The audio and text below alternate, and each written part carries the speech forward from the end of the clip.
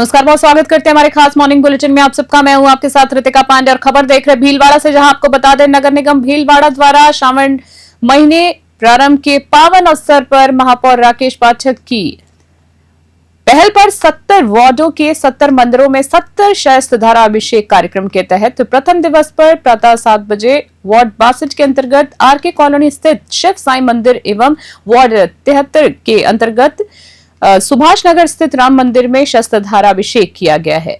साथ ही बता दें आपको सांसद दामोदर अग्रवाल एवं महापौर राकेश पाठक, भाजपा जिला अध्यक्ष प्रशांत मेवाड़ा सपनिक अभिषेक के मुख्य यजमान रहे हैं। इस अवसर पर सांसद दामोदर अग्रवाल ने कहा है कि श्रावण महीने भक्ति के लिए विशेष महत्व रखता है। इस पावन अवसर पर नगर निगम द्वारा 70 वार्डों के 70 मंदिरों में 70 अभिषेक का संकल्प लिया गया है। ईश्वर की कृपा से ये कार्य सकुशल संपन्न होगा और इससे भीलवाड़ा में सुख, समृद्धि, धन, धान्य और शांति हेतु ईश्वर की कृपा होगी, ऐसी कामना करते हैं। साथ ही महापौर राकेश पाठक ने कहा है कि भीलवाड़ा शहर की खुशहाली, चहुमुखी विकास एवं प्रगति की कामना के साथ ये आयोजन किया जा रहा है।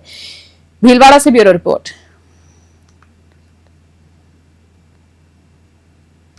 पवित्र श्रावण मास के प्रथम दिन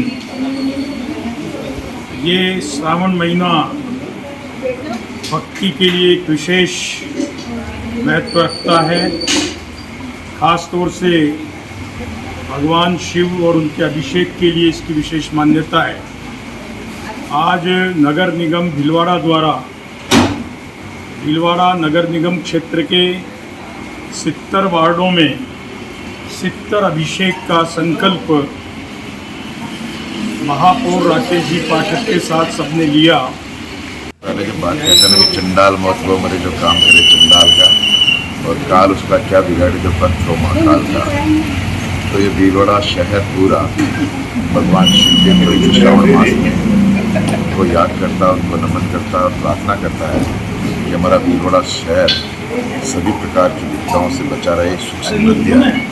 इस निमित्त नगर निगम ने भीलवाड़ा शहर की जनता को यजमान मानते हुए सभी से आग्रह किया कि हर वार्ड में एक सहस्त्र धारा का हम अभिषेक करेंगे। उसी कड़ी में आज की शुरुआत है वार्ड नंबर 62, जहाँ के स्थानीय निवासी हमारे लोकप्रिय सांसद दामोदर जी भाई साहब है, उनके सानिध्य में ये शुरू हुआ है। रोज़ कम से कम 2 या 3 अभिषेक होंगे और हमारी जो इच्छा है, हम सबसे आग्रह कर रहे हैं प्रतिदिन कोई वर्ग, समूह, एनजीओ, समाज इसका मुख्य यजमान बनेगा।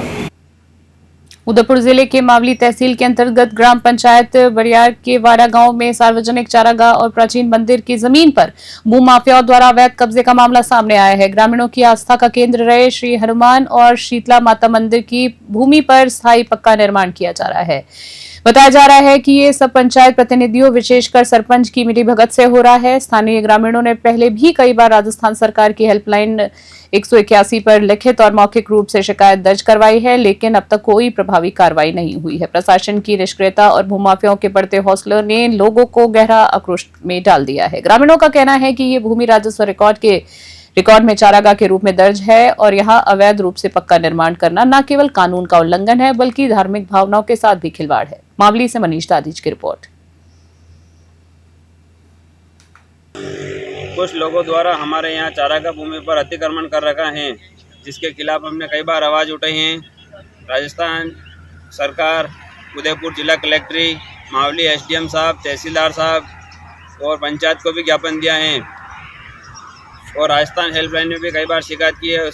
हमारे उसके संबंधित कोई अभी तक आज दिन तक कोई कार्रवाई नहीं हुई है। राजस्थान की वीर भूमि बीकानेर एक बार फिर इतिहास रच गई है। भारत पाक सीमा से 150 किलोमीटर दूर स्थित जयमलसर गांव में देश के पहले राजकीय बालिका सैनिक स्कूल की नींव रखी गई है। यह नारी सशक्तिकरण की दिशा में एक ऐतिहासिक पहल है। स्कूल की स्थापना भामाशाह पूनम चंद राठी द्वारा की गई है, जिन्होंने अपने माता पिता की स्मृति में 100 8 करोड़ की संपत्ति, भूमि और भवन राजस्थान शिक्षा विभाग को दान की है। इस अवसर पर आयोजित लोकार्पण समारोह में केंद्रीय कानून मंत्री अर्जुन राम मेघवाल, शिक्षा मंत्री मदन दिलावर, काजूवाला विधायक विश्वनाथ मेघवाल और अन्य गणमान्य अतिथि मौजूद रहे हैं। केंद्रीय मंत्री मेघवाल ने कहा है कि दानवीर लोगों का धन चलता रहता है, जो नदी के पानी की तरह मीठा होता है। तिजोरी में जमा धन समाज के किसी काम नहीं आता है। वहीं शिक्षा मंत्री मदन दिलावर ने आगे कहा है कि अब हमारी बेटियां व्योमिका सिंह और सोफिया कुरैशी की भांति देश की सेवा करते हुए राजस्थान और बीकानेर का नाम रोशन करेंगी। बीकानेर से लोकेश बोहरा की स्पेशल रिपोर्ट। बीकानेर के लिए भी गर्व का विषय है कि प्रदेश का पहला राजकीय बालिका सैनिक स्कूल या जनरल सर में खुला। यहाँ पर खड़े हैं कि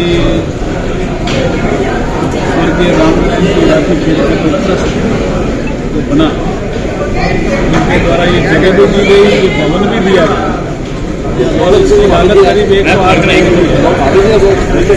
शिक्षा विभाग ने अपनी पूरी प्रक्रिया आज के सारे कागजात शिक्षा विभाग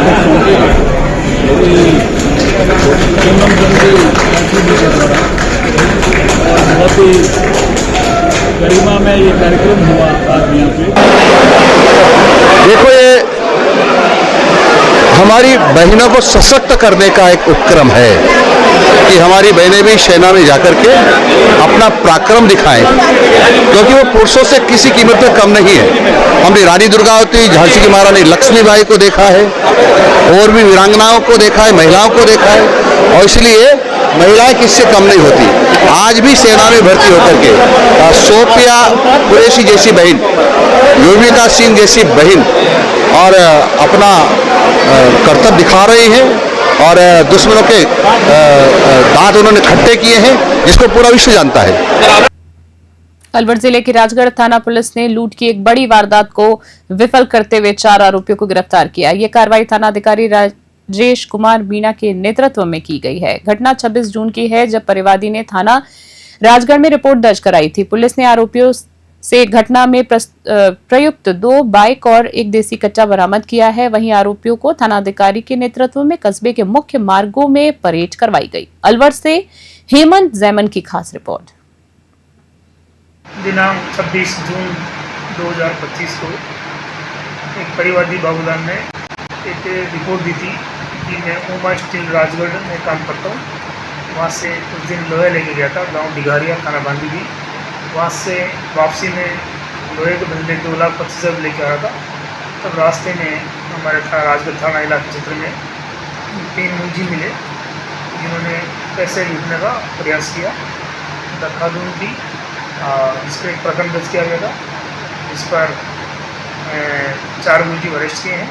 एक मुंजी अजीत जो जेसी चल रहा है, और मुंजी रविंदर और रोजदार और काला का न्यायालय में पेश करेंगे।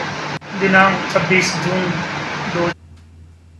भारत विकास परिषद की नागौर शाखा ने संगठन का 63वां स्थापना दिवस सेवा, पर्यावरण संरक्षण और वैचारिक मंथन के माध्यम से मनाया है। कार्यक्रम की शुरुआत गुटला रोड स्थित श्री महावीर गौ सेवा समिति की गौशाला में हुई है, जहां परिषद के सदस्यों ने गौ माता को लापसी, गुड़, चारा आदि अर्पित कर गौ सेवा का पुण्य अर्जित किया। इसके बाद गौशाला परिसर में 11 फलदार पौधे लगाकर प्रकृति वंदन कार्यक्रम का संपन्न हुआ है। गौशाला स्थित राधा कृष्ण मंदिर में पूजन अर्चन के पश्चात विचार गोष्ठी का आयोजन किया गया। विचार गोष्ठी में प्रांतीय समन्वयक नृत्य गोपाल मित्तल ने पंच परिवर्तनों के माध्यम से समाज और राष्ट्र जागरण की भूमिका पर बल दिया है। नागौर शाखा अध्यक्ष रामानुज मालानी, सुधा अग्रवाल, शोभा सारदा, साथी हेमा मालिनी, कैलाश सारजा, नरेंद्र सोनी, केशव चांदक आदि ने अपने विचार रखे हैं। आगामी गुरु वंदन प्रकल्प की जानकारी योगेश तैनी ने दी है, जबकि पर्यावरण से जुड़े कार्यक्रमों की रूपरेखा सागर सरवा ने प्रस्तुत की। कार्यक्रम का संचालन कोषाध्यक्ष विकास सोनी ने किया है। नागौर से मोहित रकावत की रिपोर्ट।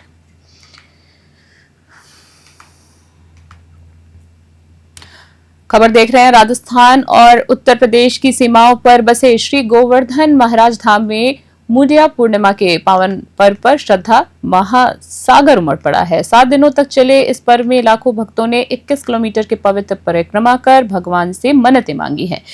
दानघाटी मंदिर, पुंजरी का लोठा, साथ ही श्रीनाथ मंदिर और मानसी गंगा घाट पर भक्तों की भीड़ का दृश्य अद्भुत रहा। गांव से श्रद्धालु डीजे की धुन पर नाचते गाते वे पैदल यात्रा करते हुए नजर आए। वहीं भक्तों की सेवा में जगह जगह भंडारे और जल सेवा की व्यवस्था की गई। श्रद्धालुओं की भारी भीड़ को देखते हुए उत्तर प्रदेश और राजस्थान की सरकारों ने अतिरिक्त परिवहन बसों की व्यवस्था, पुलिस गश्त और परिक्रमा मार्ग की नियमित सफाई करवाई। साथ ही मेला समाप्ति पर भक्तों ने मानगी गंगा में स्नान कर गोवर्धन महाराज को दूध और पुष्प अर्पित कर पूजा अर्चना की और मन्नतें मांगी। गोवर्धन महाराज से भगवान जांगिड़ की ग्राउंड रिपोर्ट।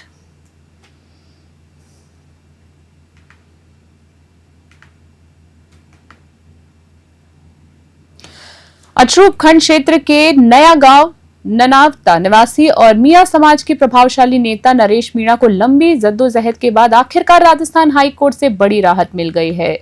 देवली उनियारा विधानसभा उपचुनाव के दौरान 13 नवंबर 2024 की रात हुए उपद्रव और आगजनी मामले में एफआईआर नंबर 167/24 नगरफोर्ट थाने में लंबे समय से जेल में बंद नरेश मीणा को जमानत मिल गई है। इस फैसले के बाद अछरू, बारा सहित पूरे जिले में मीणा समाज और नरेश के समर्थकों में भारी उत्साह देखा गया है। खिरली गंज चौराहे पर युवाओं ने भव्य आतिशबाजी कर मिठाइयां बांटी हैं और एक दूसरे को बधाइयां दी हैं। मीणा समाज अध्यक्ष मनोज मीणा, खुरी युवा नेता विकास मीणा, अवधेश शर्मा, निर्मल निमौदा, सूरज नारेडा, ओम प्रकाश भाया पार्षद सहित बड़ी संख्या में समर्थक मौजूद रहे। इस मामले में याचिकाकर्ता की ओर से एडवोकेट फतेह राम मीणा ने पैरवी की है और हाईकोर्ट की जस्टिस प्रवीण भटनागर की एकल पीठ ने तीसरी जमानत याचिका पर राहत दी है। पुलिस इस मामले में पूर्व में चालान पेश कर चुकी है। अटरू से प्रदीप शर्मा की खास रिपोर्ट।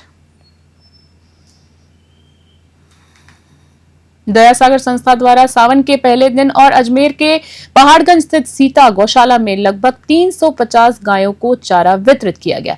साथ ही गुरु पूर्णिमा के पावन अवसर पर गरीबों को भोजन एवं फल वितरित भी किए गए हैं। संस्था के अध्यक्ष पुष्पेंद्र आर्य ने बताया कि संस्था विगत 3 वर्षों से मानव सेवा में सक्रिय है। सेवा कार्यों में गरीबों को वस्त्र, भोजन और राशन वितरण, बेसहारा पशुओं की देखभाल, उपचार और भोजन व्यवस्था शामिल है। उन्होंने बताया है कि संस्था के सामाजिक कार्यों में कार्यकर्ताओं का विशेष योगदान रहा है। सेवा कार्यों में प्रमुख रूप से रमेश कुमार तिगाया, सिकंदर लोहार, सुनील, मनीष, विजय, सोनू, गोविंद, लक्ष्मी राजौरिया, मोनिका शर्मा, डिम्पल, दिव्या और अन्य कार्यकर्ता उपस्थित रहे। संस्था जनसेवा के माध्यम से समाज में सकारात्मक बदलाव लाने के लिए निरंतर प्रयासरत है। अजमेर से सीताराम गहलोत की रिपोर्ट।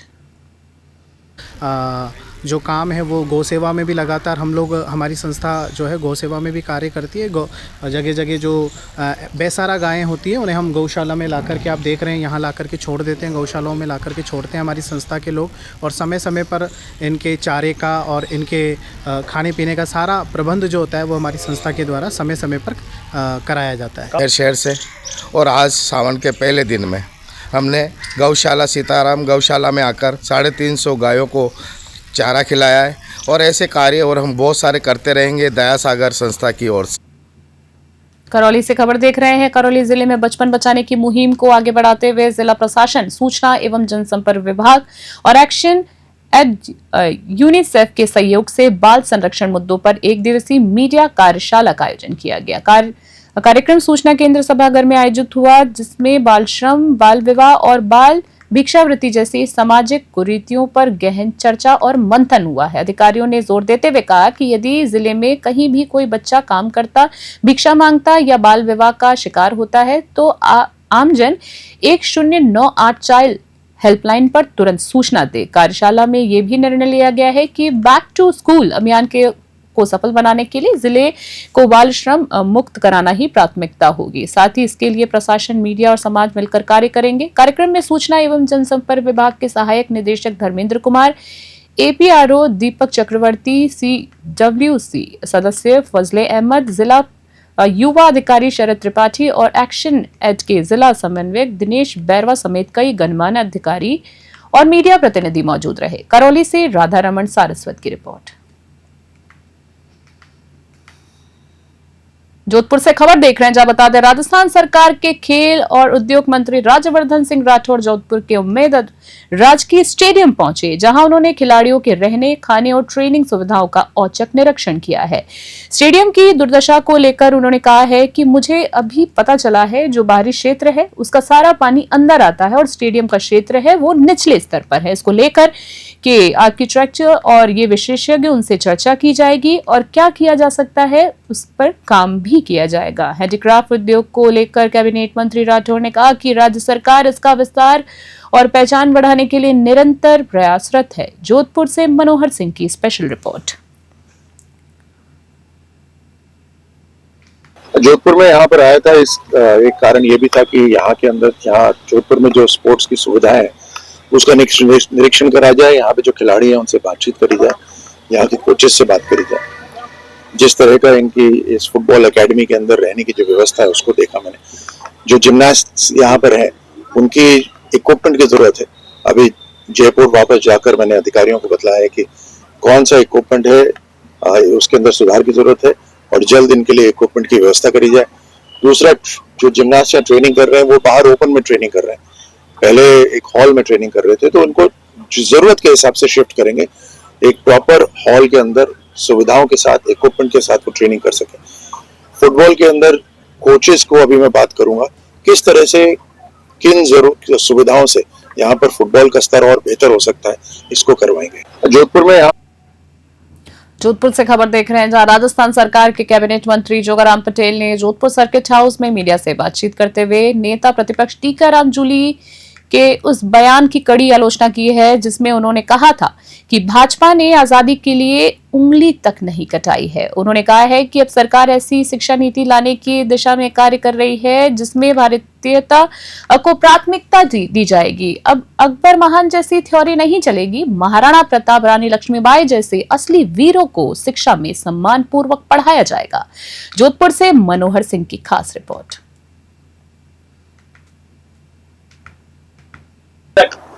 हमारे नेता प्रतिपक्ष आदरणीय टीकाराम जी जूली का ये कथन दुरुस्त नहीं है कि आजादी के संघर्ष में, आजादी के दौरान, आजादी प्राप्त करने के लिए किसी ने अंगुली नहीं कटाई, वो इतिहास बदलने की बात करते हैं। जो आजादी के समय पैदा ही नहीं हुए हैं वो तरह तरह की शिक्षा या भाषण देने के अधिकारी भी नहीं। अनेक लोगों ने आजादी के संघर्ष में अपना योगदान दिया है और उन्होंने कभी इतिहास में अपना नाम लिखाने का प्रयास ही नहीं किया, लेकिन हमारा फर्ज बनता है कि उनको इस संघर्ष को हम भूले नहीं। हमारे आने वाली पीढ़ी को ये बतावे कि इन लोगों ने आजादी की प्राप्ति के लिए इतना बड़े संघर्ष किया, यातनाएं सही, दुख झेलने, परिवार को छोड़ा है। ऐसी स्थिति में मेरा उनसे निवेदन ये है कि जितने भी आजादी के दौरान स्वतंत्रता सेनानी हो, समाज सेवी हो और अन्य किसी तरह प्रत्यक्ष और प्रत्यक्ष रूप से आजादी प्राप्ति के संघर्ष में अपना बलिदान दिया है, उनके बलिदान को नहीं भुलाया जा सकता। पूर्ववर्ती सरकारों ने जानबूझ करके इसमें भेदभाव किया।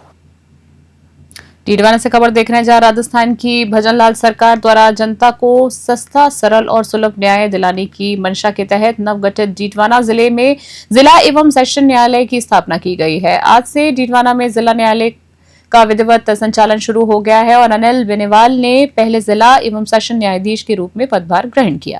न्यायाधीश बेनीवाल ने न्यायालय परिसर का निरीक्षण किया है जिसमें सीजीएम महावीर चारण, एडीजे राकेश कुमार गजरा और मुंसिफ न्यायाधीश पंकज तिवारी भी साथ में मौजूद रहे। निरीक्षण के दौरान न्यायाधीश बेनीवाल ने सभी न्यायिक कर्मचारियों से संवाद किया है और न्यायिक प्रक्रिया की गुणवत्ता सुनिश्चित करने पर बल दिया है। डीडवाना से गुलाम नबी आजाद की रिपोर्ट। आज हमारा जो डीडवाना जिला कलेक्टर महोदय पहले विराज चुके थे और आज जिला एवं सेशन न्यायाधीश अनिल जी बेनीवाल ने आज कार्यभार दायित्व ग्रहण किया है और मैं भजनलाल जी की सरकार को बहुत बहुत आभार और धन्यवाद ज्ञापित करना चाहता हूं, क्योंकि पहले हम नागौर जिले में रहते थे और नागौर जिला दो भागों में बटा था। एग्जीक्यूटिव जिला कार्यपालिका के हिसाब से जिला था नागौर और जुडिशरी के हिसाब से जिला था मेरठ सिटी। लेकिन हमारे डीडवाना का ये सौभाग्य है कि हमें एक साथ 2 जिला मुख्यालय मिले, जिसमें आज जिला न्यायाधीश महोदय अनिल जी बेनीवाल ने कार्यभार ग्रहण किया, फीता काट करके और अपने सीट पे विराजे। आज सारे अधिवक्ताओं में तथा तमाम सामाजिक संगठन जो डीडवाना के थे जिन्होंने आंदोलन किया था, उन सब की मौजूदगी में खुशी मनाई गई और अधिवक्ताओं ने भी अनिल जी बेनीवाल का पार्टी देकर के स्वागत किया। राजस्थान सरकार के मुख्यमंत्री भजनलाल जी द्वारा डीडवाना में डीजे साहब की नियुक्ति का जो आदेश हुआ है, उसके उपरांत आज डीजे साहब ने ज्वाइन किया है। ज़िला बहुत बड़ा था, इसलिए लोगों को नागौर और मेरठ जाना पड़ता था। अब यहाँ डीजे लगने के कारण काफ़ी लोगों को न्याय सुलभ होगा और क्षेत्राधिकार भी बंटा है, इसलिए लोगों की न्याय में जो देरी का कारण था वो देरी भी नहीं रहेगी, क्योंकि ज़िला 2 जगह हो गया है। नागौर ज़िले का क्षेत्राधिकार बंटने के कारण अब नागौर ज़िला 2 भागों में बंटा है, इसलिए लोगों को सुलभ न्याय मिलेगा और जल्दी न्याय मिलेगा।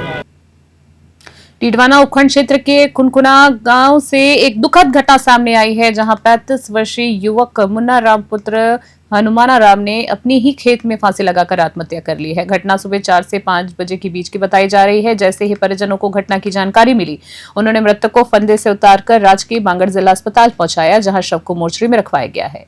कुनकुना थाना पुलिस ने मौके पर पहुंचकर घटना स्थल का निरीक्षण किया है और आगे की कार्रवाई शुरू कर दी है। पोस्टमार्टम के बाद शव को अंतिम संस्कार हेतु परिजनों को सौंप दिया गया। पुलिस ने परिजनों द्वारा दी गई लिखित रिपोर्ट के आधार पर मामला दर्ज कर मृत्यु के कारणों की जांच शुरू कर दी है। डीडवाना से गुलाम नबी आजाद की रिपोर्ट। बीकानेर से खबर देख रहे हैं। बीकानेर में शुक्रवार को हुई झमाझम बारिश ने शहर से लेकर गांव तक का मंजर बदल दिया है। एक और जहां किसानों के चेहरे पर राहत की मुस्कान बिखरी, वहीं दूसरी ओर शहरी इलाकों में जल जमाव ने लोगों की रफ्तार जो है धीमी कर दी। मौसम विभाग के अनुसार बीकानेर में आज अब 61 किलोमीटर बारिश दर्ज की गई है। माफी चाहेंगे, 61 मिलीमीटर बारिश दर्ज की गई है। लगातार हो रही बारिश के कारण बीकानेर शहर के कई निचले इलाकों में जल भराव की स्थिति बन गई है। वहीं कोटगेट, गिनानी, जूनागढ़ फोर्ट जैसे क्षेत्र पानी में डूब गए हैं। सड़कों पर पानी भर जाने से वाहन चालकों और राहगीरों को खासी परेशानी का सामना करना पड़ रहा है। वहीं बाजारों में दुकानें भी जल भराव से प्रभावित हुई हैं। नगर निगम आयुक्त मयंक मनीष स्थिति पर नजर बनाए रखे हुए हैं। वहीं नगर निगम की टीमें राहत कार्यों में जुटी हुई हैं। जेसीबी मशीनों और पंप के जरिए पानी की निकासी का काम तेजी से किया जा रहा है। शहर में जहां जहां पानी है, वहां आसपास के गांव में ये बारिश किसानों के लिए किसी वरदान से कम नहीं रही है। वहीं लूण, करनसर, बज्जू, महाजन, नोखा, पुगल और नाल क्षेत्र में हुई बारिश से खेतों में नई जान आ गई है। खासकर ग्वार, मूंगफली, मोट जैसी खरीफ फसलों के लिए ये पानी संजीवनी का काम करेगा।